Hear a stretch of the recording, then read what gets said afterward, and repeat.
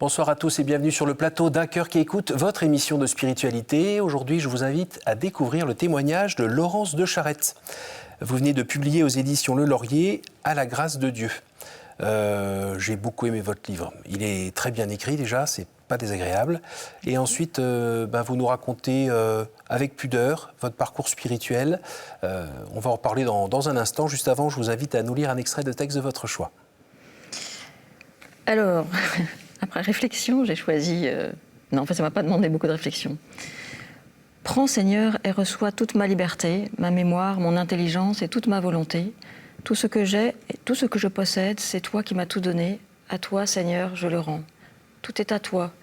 Dispose-en selon ton entière volonté. Donne-moi seulement de t'aimer et donne-moi ta grâce. Elle seule me suffit. » Alors, ce texte, il est très connu, mais on ne s'en lasse pas. Alors, il est très connu, mais je ne sais pas de qui il est. C'est Ignace de Loyola. D'accord. Oui, ça y est. C'est Très bien. une prière à la fois très intime et vraiment universelle. Je trouve qu'elle, c'est vraiment un projet de vie. Donne-moi de t'aimer. Il y a des traductions qui disent donne-moi ton amour, mais je trouve que donne-moi de t'aimer, c'est tellement ça la quête. Et c'est tellement ça qui nous rend heureux. Et puis on sent bien que c'est tout, c'est rien. Enfin, c'est pas, on saupoudre pas là. Vous aimez bien ce côté-là? Ouais. Oui, je trouve que c'est ça une part de la spiritualité, c'est quand on s'approche de l'infini. Voilà. C'est quand on dialogue. Et ça, c'est Alors, magnifique. aidez-nous un petit peu à vous connaître. De Charette, en général, ça sonne un peu dans l'oreille des gens. On arrive à situer un petit peu en France une branche de la famille. C'est cette branche-là, d'ailleurs? Vous parlez de la Vendée, bien sûr. Oui. Oui, bien sûr. Alors, tous les Charrettes sont de la même branche, il n'y a qu'une branche. D'accord. Avec plein de feuilles. Oui, voilà. Vous en parlez un peu? Vous n'en parlez jamais? Tout le monde vous en parle? Bah, oui et non. Oui, plein de gens en parlent, c'est sympathique. En général, c'est sympathique. Côté foi chrétienne, est-ce que vous êtes né dans une famille chrétienne? Oui, je suis née dans une famille chrétienne. Et c'était plutôt culturel ou c'était vécu un peu dans le fond?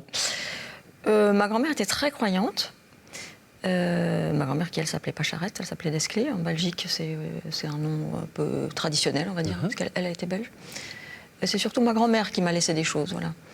Et après, j'ai grandi dans un... C'était surtout l'école publique, je pense, où la distance avec Dieu m'a le plus frappée avec le recul. C'est-à-dire la façon... l'interdiction du mystère, etc. Ça ne m'a pas du tout frappé quand j'étais jeune. Oui. Ça me frappe aujourd'hui, ce barrage, voilà. Ce problème de la raison, peut-être surtout à mon époque. Je pense que je vois aujourd'hui que c'est toujours très, très prégnant. Et c'est limite pas juste parce que pourquoi on tenterait pas? Même si on ne défend pas dans l'école publique telle ou telle, je veux dire, religion, foi ou autre, on pourrait quand même l'aborder un peu? Oui. Tandis que là, c'était un peu du combat, c'est ce que vous dites aussi? Oui, c'est-à-dire que... Oui, et encore, je ne le situe pas sur ce domaine, parce que là, vous parlez en fait du domaine politique, mais c'est ce barrage à la spiritualité, c'est-à-dire à toute idée de quelque chose qui vous dépasse, voilà. Comme si cette idée-là, cette conception était contraire à la raison. Donc, encore une fois, ce n'est pas du tout sur le plan politique. La laïcité a toute sa raison d'être contre les absolutismes. Et la laïcité, ça n'est pas l'interdiction de la présence. Voilà. Aujourd'hui, vous diriez que c'était aussi en fait nier une partie de ce que nous sommes? Bien sûr. Parce qu'on n'est pas juste la tête et les jambes. Il y a autre chose? Absolument. Et c'est ça qui m'a peut-être le plus frappée dans mon parcours. C'est cette amputation dans laquelle vit le monde moderne. Alors après, c'est peut-être un peu technique, mais moi, ça m'a beaucoup aidé quand même de comprendre l'anthropologie, c'est-à-dire comment est-ce que l'homme se voit, et la façon dont il se voit dépend de cette vision, dépend tout ce qu'il fait. Si on se voit en 2 dimensions, on vit dans un monde où tout est aplati. Si on se voit en 3 dimensions, on est relié à l'invisible, à la présence, et moi je dirais à Dieu, bien évidemment. Mais pour ça, on a un sens de Dieu, c'est l'esprit. Alors, c'est un peu technique, mais c'est quand même précieux. Corps, âme, esprit. Bon, le corps, tout le monde voit. L'âme, c'est autant le mental que le psychisme. Et l'esprit, c'est la pierre d'attente de Dieu, c'est ce miroir intérieur qui reflète le ciel. Et se dire que finalement, on a un sens de Dieu, on a un organe pour dialoguer avec l'infini, l'invisible, je pense que c'est une façon d'aborder les choses qui est précieuse parce que finalement, dans ce monde, vous décrivez, voilà, on a parlé un peu de l'école, mais ce qui, moi, m'a beaucoup manqué jusqu'à la découverte, c'est un peu la carte de l'âme. Quand la culture chrétienne disparaît, il n'y a plus de carte. Et il m'avait semblé, pendant tout un moment, il m'a semblé marcher sur un chemin, mais j'étais suspendue. Je cherchais sur la carte et je ne voyais pas le chemin. Et je dis, où suis-je? Je dois être folle. Bon, alors Mais en revanche, vous pensiez bien que cette partie esprit, elle existait? Eh bien, je la ressentais, mais je ne pouvais pas la nommer. Je la ressentais très fort. Et je pense que ça, c'est une souffrance de beaucoup de gens. D'ailleurs, on les voit, les gens se promènent de stages de bien-être en différents coachings et on leur dit, allez voir un psy. On confond le psychique et le spirituel. Et les deux sont très importants, mais ils n'ont pas la même dimension. Et ceux qui embrassent les arbres? Pourquoi pas? C'est cette recherche d'énergie, on a toujours ce mot énergie qui est là, mais à se demander si finalement c'est pas l'Esprit Saint, en fait, tout simplement. Bien sûr, je pense que tout ça, c'est la quête de l'Esprit Saint, bien sûr, c'est la quête de la présence. Alors, cette découverte, vous l'avez fait dans quel cadre? Parce que vous ressentiez, vous avez ressenti très jeune déjà ce genre de choses? Oui. Vous en avez parlé chez vous? Non. Non, je n'avais pas de mots pour ça. Non, j'en parlais pas. Ou j'en parlais avec mes amis très proches, comme quand on... Parce que souvent, quand on est adolescent, on a des amis très proches. Je trouve que l'amitié, c'est une chose merveilleuse dans la vie, que c'est vraiment... c'est béni de Dieu, l'amitié. Grande, de la bienveillance. Oui. On partage. Oui. Et donc, j'en parlais avec mes quelques meilleurs amis, comme on dit, mais toujours sans le nommer, mais ce sont des choses qu'on cherchait. Et donc, j'avais un ami très proche qui était le parrain de ma fille, et qui est décédé brutalement. Il a fait une crise cardiaque, et sa femme nous a appelés, nous a dit venez, il était à l'hôpital, et ça a duré quelques jours comme ça, où on s'est relayé auprès de lui, et puis il est parti le jour de la Pentecôte. Mais moi, je ne fêtais pas la Pentecôte à cette époque-là. Et vous aviez quel âge à ce moment-là? C'était il y a 5 ans, j'avais presque le même âge. Et il est mort en faisant son jogging, c'est ça? Oui, c'est dangereux le jogging. Non, je plaisante. No sport. Voilà, sport, no sport. Et donc je me suis assise sur sa tombe. C'était vraiment une âme sœur. Et on se connaissait depuis l'enfance. On s'était rencontrés au collège. Voilà, donc ouais. Comme vous dites, oui. Ça remonte loin. Non, mais c'est beau, c'est des belles amitiés. Ah ça. oui, c'est vraiment... La fidélité, il y a un ancrage, il y a... Et là, tchouk, le fil apparemment se coupe. Oui, c'était ça. Mais en fait, je savais déjà que le fil avec la mort n'est pas coupé. Ça, je le savais. Je l'avais déjà vécu profondément, je le savais. Enfin, je l'avais touché, voilà. Et donc, je me suis assise sur sa tombe. Et je dis, voilà, on l'appelait Sidou. Sidou, il s'appelait Cédric. Sidou, c'est joli. Qu'est-ce qu'on doit faire vivre de toi? Qu'est-ce que tu veux qu'on fasse vivre de toi? Nous, t'es parti, nous, on reste. Bon. Et vraiment, c'était vraiment une conversation intérieure, mais... On avait 35 ans de conversation commune, hein, donc, et à l'intérieur de moi, j'ai entendu mes lolottes, désolée. Tu disais, il faut croire aux choses, il ne faut pas croire aux choses, maintenant que je suis mort, crois. Et vraiment, c'était quelque chose de très fort, j'ai vraiment eu l'impression qu'il y avait une barre qui avait poussé au fond de moi. Et je suis partie des cimetières, comme ça, accrochée à ma barre. J'ai vraiment senti, j'ai dit les paumes collées jusqu'au sang, mais c'était vraiment ça. J'ai dit ça, je ne le lâcherai jamais. Je ne pourrais pas le lâcher. Et après, je ne savais pas quoi j'ai cru. Je ne savais pas croire. Mais en fait, il m'avait donné la clé pour chercher, se croire aux choses, cette idée que derrière toute petite chose, il y a une grande chose, que chaque chose est animée d'un principe et d'un souffle, et que derrière l'amitié, il y a encore plus de l'amitié, la preuve. Voilà. Alors, des gens qui n'ont pas la foi pourraient gentiment dire mais comment cette dame qui est journaliste, qui travaille dans un grand titre de la presse française, donc qui est rationnelle, qui vérifie les infos, qui a besoin de preuves et machin, là tout d'un coup elle entend une voix dans sa tête qui lui dit crois et elle croit. Qu'est-ce qui se passe? Oui, mais déjà une expérience, c'est quelque chose de comme je vous ai dit, j'ai toujours senti le souffle des choses, on va dire, mais sans le nommer. Et à un moment, il y a une évidence. Mais par contre, effectivement, ce que j'ai fait, c'est que j'ai cherché partout. Je me suis jetée dans les livres. Ça, on le voit, il y a de très très belles références. Tout au long du livre, vous avez pris vraiment des petits trésors que vous nous faites partager. Ouais. C'était vraiment... Mais je me suis jetée parce que finalement, alors j'ai parlé autour de moi, mais je manquais de croyants.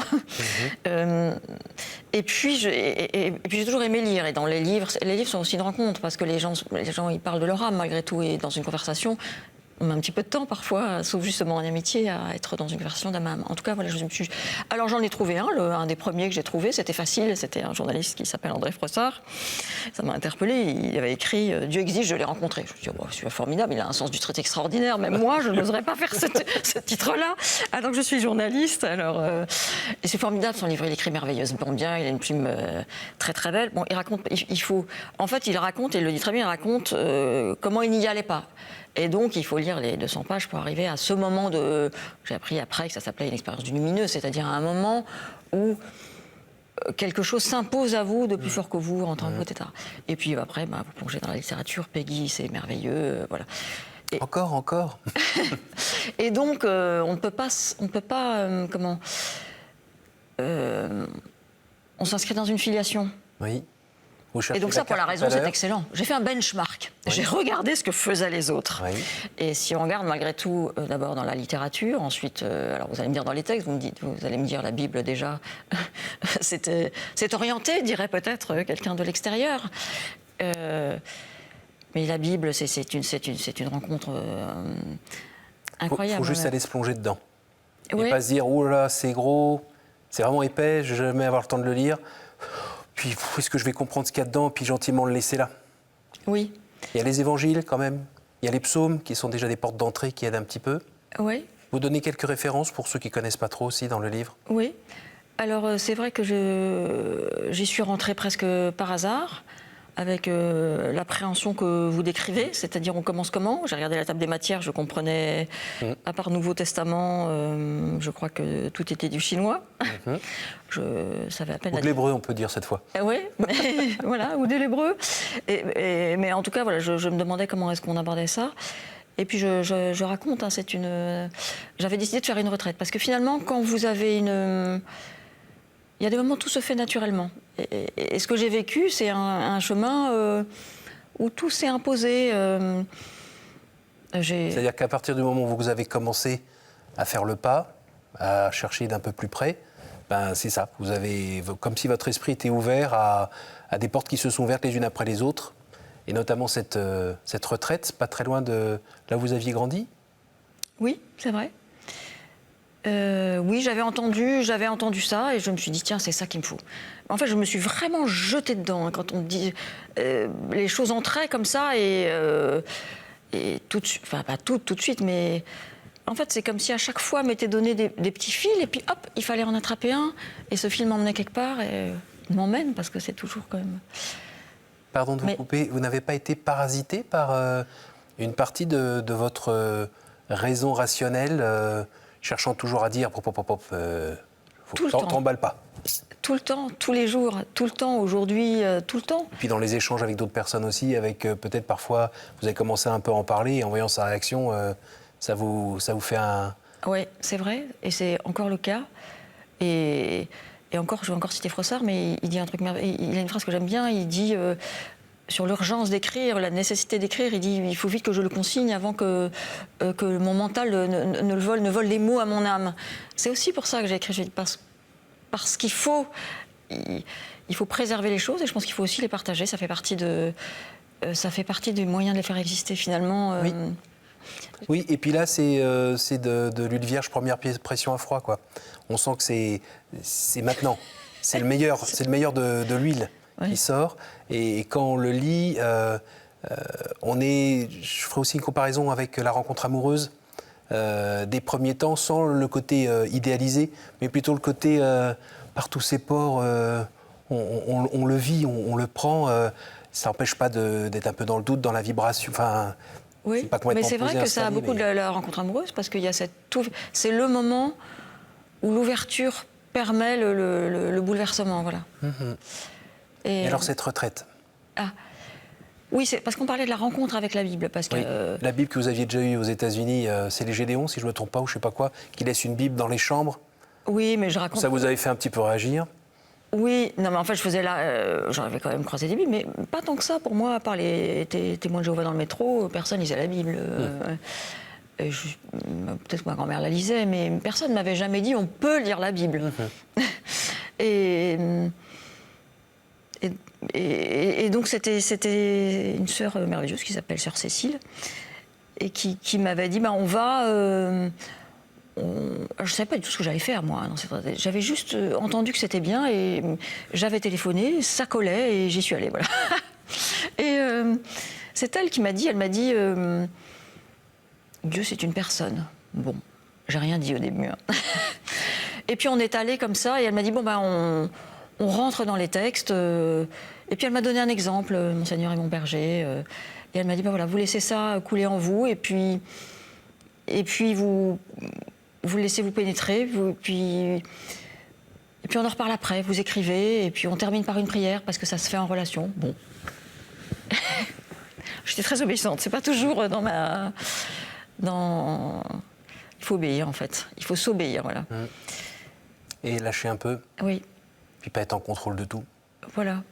Mais ce que je veux dire, c'est que dans ces plongées qu'on faisait avec elle, j'ai vraiment comparé ça.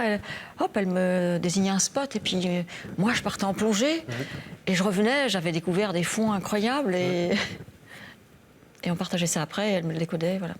C'est pour dire que la Bible, il n'y a pas besoin de la lire de A à Z. La première fois que j'ai lu un psaume, je ne savais pas ce que c'était qu'un psautier. Je trouvais ce mot amusant, un peu spécial. Il n'est pas si harmonieux que ça, un psautier, c'est pas si facile à dire. Oui. Voilà. Qu'est-ce qu'on fait avec un psautier? Bon, voilà. Après, j'ai trouvé ça formidable.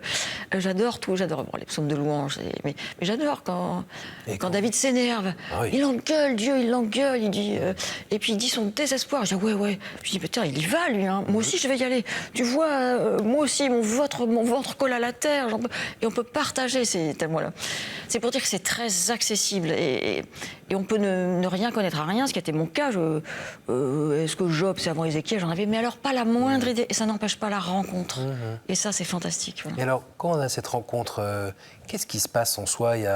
Ça donne de la paix, ça donne de la joie, ça pose d'autres questions, je sais pas, ça calme des angoisses métaphysiques, ça permet de relire le passé qui a pu être compliqué, parce qu'on a tous dans nos histoires des passages un peu compliqués. Ouais. Tout ça à la fois. Enfin, moi, je suis pas une très... Comment? Vous avez dit la paix, tout ça, c'est pas... c'est une lutte quotidienne. Alors, j'ai de nouveaux instruments de lutte, mais je suis toujours dans la lutte pour ça. Est-ce que ça permet de relire le passé? Bien sûr. Mais l'idée n'est pas que de le relire, parce que ça, la psychologie le fait. L'idée, c'est peut-être de le relier et surtout de le vivre dans... Trouver un sens? Ben oui, mais aussi dans le retournement, c'est-à-dire vous pouvez le relier à quelque chose et vous pouvez aussi... c'est cette idée de la renaissance, malgré tout. C'est pas parce que ce passé existe qu'il vous conditionne. Et c'est ça la liberté déjà. Voilà, mais c'est ça une des merveilles. merveilles... des enfants de Dieu. Ouais. Mais c'est incroyable, la liberté des enfants de Dieu. Dans un monde qui croit qu'il est libre, qui cherche la liberté partout ailleurs, là réside une vraie liberté. Enfin, si on relie un petit peu, par exemple, parce que vous parliez de l'école, etc. Finalement, moi j'ai vécu une époque où Dieu avait quand même, c'est un peu le cas, mais encore le cas, mais où Dieu avait très mauvaise presse, où finalement l'Église aussi, pas très bonne presse. Aujourd'hui, elle vit une autre crise encore, mais... où finalement il y avait un désir d'émancipation, toute cette hétéronomie était devenue insupportable, on cherche l'autonomie. Oui. Et finalement, cette autonomie, elle est fictive, elle est arrivée déjà avec une sorte de déliquescence de tout cadre, et dans cette autonomie, tout le monde a découvert d'autres conditionnements. Freud nous a dit qu'on était conditionné par nos pulsions, Marx nous a dit qu'on était conditionné par notre classe sociale, enfin bref, on s'est découvert un tas d'autres conditionnements. Mais en réalité, la vraie liberté, c'est justement cette liberté intérieure, et c'est ce que je disais, c'est pour ça que je disais on a un organe pour Dieu, pour sentir cette présence, parce que cette intériorité, c'est de ça dont le monde moderne nous prive. Et c'est pourtant là que réside la liberté. Donc qu'est-ce que j'ai découvert? C'est cette intériorité, donc ce dialogue. Et dans un monde qui est de plus en plus découpé, cette idée de la relation, finalement, je me suis dit, peut-être le christianisme, c'est la relation de la circulation d'amour, enfin c'est la religion, la circulation d'amour, de la reliance. Ça vous a complètement changé alors? Oui, je trouve. J'aimerais bien être plus. Alors, en tout cas, ça change toute la vision. Ça change toute la vision du monde et ça change la raison d'être. Mais en réalité, la raison d'être quelque part, je l'avais au fond de moi. Vous lisez Le Petit Prince et vous savez que la raison d'être c'est l'amour et qu'on ne voit que seul. Qu'on ne voit bien qu'avec les yeux du cœur. Voilà, ça ne se voit pas avec les yeux, mais avec le cœur. On le sait tout ça, mais on ne le nomme pas bien, ou parfois pas du tout. Et par ailleurs, la littérature apporte beaucoup de choses. Moi, j'ai toujours beaucoup aimé lire, mais les textes, les grandes traditions, le christianisme, et notamment, pour moi, l'incarnation du propre christianisme est vraiment d'une force incroyable. Mais les traditions ont une profondeur incroyable. Ces textes nous apportent énormément. Je me dis, mais comment est-ce qu'on peut se couper d'eux? Moi, je suis émerveillée de ça. Et je me dis, finalement, j'ai de la chance, mais jamais j'arriverai au bout. J'ai pas lu toute la Bible. Je me dis, peut-être je vais mourir, j'aurais pas lu toute la Bible. Je trouve ça horrible. Non, mais ce que je veux dire, c'est qu'il y en a encore beaucoup devant moi. Et vous disiez, est-ce que ça nous transforme? Il y a une phrase de Fesch que j'aime bien, je ne sais pas si tout le monde connaît, c'est Jacques Fesch, oui. Jacques Fesch, cet homme qui avait braqué, je crois que c'était pas une banque, mais c'était... C'est une banque, oui, pour ou un commerçant, je ne sais plus, il voulait s'acheter un bateau et partir au bout du monde. Donc, voilà, il y a un policier qui se trouvait là pour faire son métier, qui a terminé avec une balle. C'est ça. Il fait que l'autre a été condamné à mort, et en prison, il s'est converti. Voilà. Avec une conversion fulgurante, il y a des très beaux textes, et vous nous en parlez aussi. Oui, et je conclue. Enfin, j'ai fait un petit paragraphe à la fin dessus parce que je trouve que ça parle très bien du monde moderne parce que Fesch, il est entre quatre murs et donc il a perdu une dimension quand même pour le coup. Lui, il peut plus sortir. Et il vit une révolution à l'intérieur de ces quatre murs qui est absolument impressionnante. Et donc je trouve que ça dit bien où est la liberté, où il faut chercher la liberté, parce que lui, et puis il a cette force du oui, parce qu'il accepte et transforme tout en l'acceptant. Alors, et puis par ailleurs, il est très drôle, c'est très facile à lire, je le recommande vraiment, et puis il a beaucoup d'humour. Et puis c'est comme dans une pièce de théâtre, il y a un cadre, c'est ça, c'est lui. Il se passe des tas de trucs, mais le cadre est quand même toujours le même. C'est un huis clos. Voilà, c'est un excellent huis clos. Est-ce que vous pouvez me dire juste un mot, bref, sur la transmission? Parce que, l'air de rien, quand on reçoit un cadeau pareil, comment on peut en parler à ses enfants, à ses proches parce qu'on ne peut pas le garder pour soi, hein, ça flambe un peu. Pour les intimes, c'est difficile? Non. Non. Ils voient le changement chez vous? Oui, enfin, en tout cas, ils prennent ça comme c'est. Voilà. Après, je ne fais pas du prosélytisme toute la journée, mais mon métier, c'est d'écrire. Alors, j'ai écrit. Voilà, j'essaye d'utiliser ce qui est... de partager et surtout... j'essaye de partager ce qui m'a touchée, c'est-à-dire à quel point la spiritualité n'est pas une question de morale, la vie intérieure, et je pense que il faut jamais raplatir les choses. Et c'est ça notre tendance, et je pense que ça nous a beaucoup coupé aussi. Et donc la vision du Dieu qui punit, de l'Église qui donne que des règles, voilà. Et forcément, comme on n'est pas tout à fait parfait, on est souvent à côté des règles, et donc là, et puis on n'arrive pas à vivre. Et on voilà, s'étouffe. Il faut ouvrir cette porte intérieure, et à l'intérieur, il y a une joie qui nous attend. Nous arrivons à la fin déjà de cette émission. Est-ce que vous pourriez me dire un chiffre entre 1 et 10, s'il vous plaît? 7. Quand j'étais petite, on me dit que c'était l'âge de raison. Quelle est la pire idée fausse que l'on se fait sur Dieu, selon vous? Que c'est un tyran, comme dirait Berdaïev, qui va vous gronder, qui vous surveille. Moi, je croyais que c'était Jiminy Cricket. Et c'est la source d'amour. Je vous écoute une je voulais redire un chiffre, bien 3. Trinité. Si vous pouviez revenir en arrière et changer quelque chose dans votre vie, que feriez-vous? Revenir en arrière.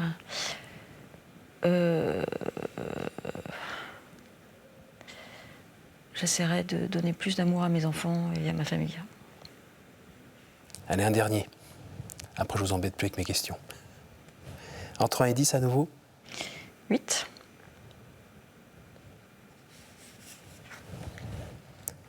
Quel conseil donneriez-vous à quelqu'un qui aimerait rencontrer Dieu ?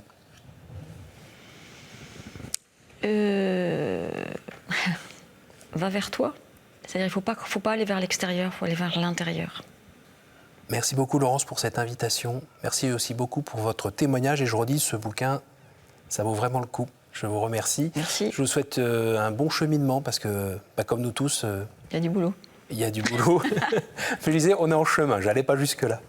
Merci à vous tous pour votre fidélité. Je rappelle le titre de ce livre, À la grâce de Dieu, de Laurence de Charette, aux éditions Le Laurier.